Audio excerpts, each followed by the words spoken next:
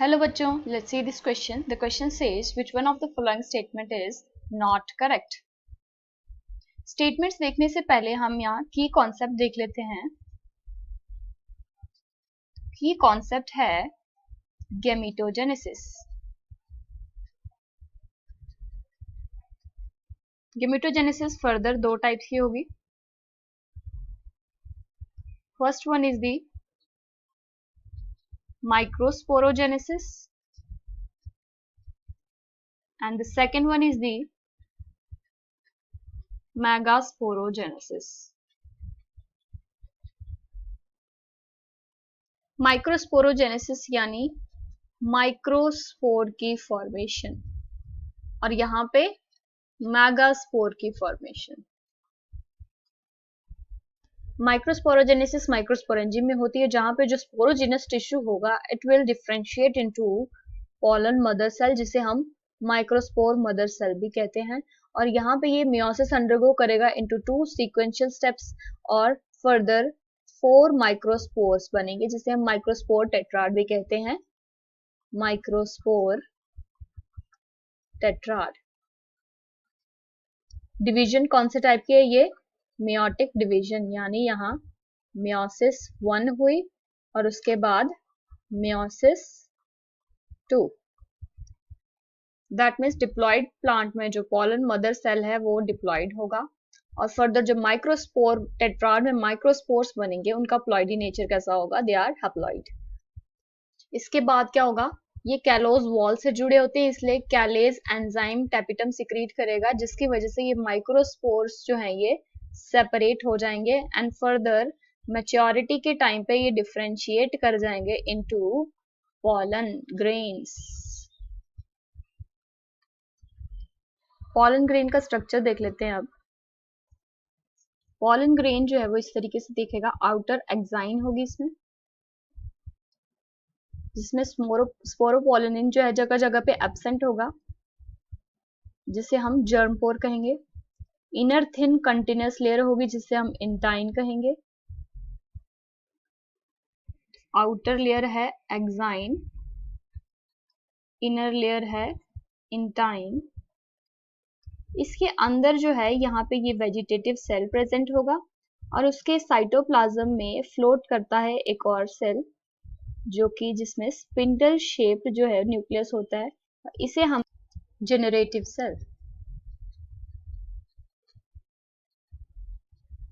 और इसे हम जिसमें इरेगुलर शेप्ड न्यूक्लियस प्रेजेंट होगा इसे हम कहेंगे वेजिटेटिव सेल. तो ये आएगी हमारी two celled stage of pollen grain. 60% plants में जो है इसी स्टेज पे पॉलन ग्रेन शेड करते हैं लेकिन 40% में क्या होता है? जो ये जेनरेटिव सेल है ये डिवाइड कर जाता है इनटू 2 मेल गैमीट्स. अब मेगास्पोरोजेनेसिस को डिटेल में पढ़ते हैं.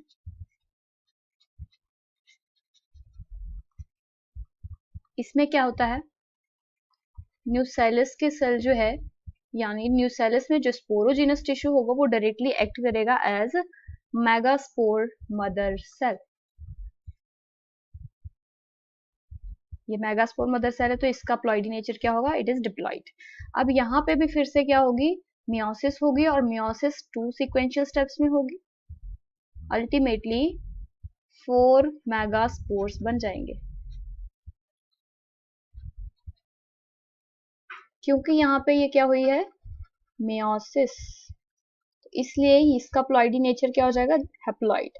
अब जो 3 है यहाँ पे ये डीजेनरेट कर जाएंगे और एक मेगास्पोर जो है वो फंक्शनल मेगास्पोर होगा. कि मेगास्पोर आगे जाके 3 फ्री न्यूक्लियर डिविजन्स करेगा.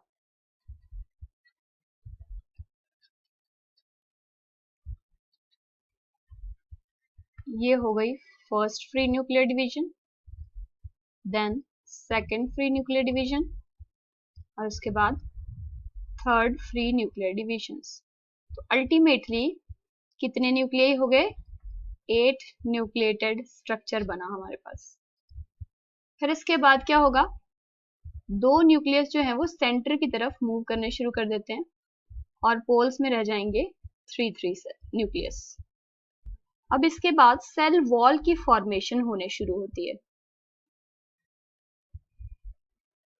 ये हमारा एम्ब्रियो सैक है, इसमें एक तरफ 3 न्यूक्लियस हैं, दूसरी तरफ 3 न्यूक्लियस हैं और सेंटर में 2 न्यूक्लियाई। ये चलाजल एंड है, ये माइक्रोपाइलर एंड है। तो चलाजल एंड की तरफ सेल वॉल फॉर्मेशन होगी और 3 एंटीपोडल सेल्स बनेंगे। क्या है ये? एंटीपोडल्स।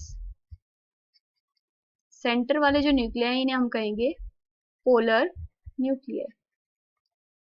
और यहाँ पे ये जो माइक्रोपाइलर एंड है, यहाँ पे ये आउटर 2 बनेंगे, इन्हें हम कहते हैं सिनर्जिड्स। और ये बनेगा एग। और इस जो सेंट्रल सेल रह जाएगा इसे हम सेंट्रल सेल ही कहेंगे और ये लार्ज सेल होगा। यानी एम्ब्रियो सेल कैसा है?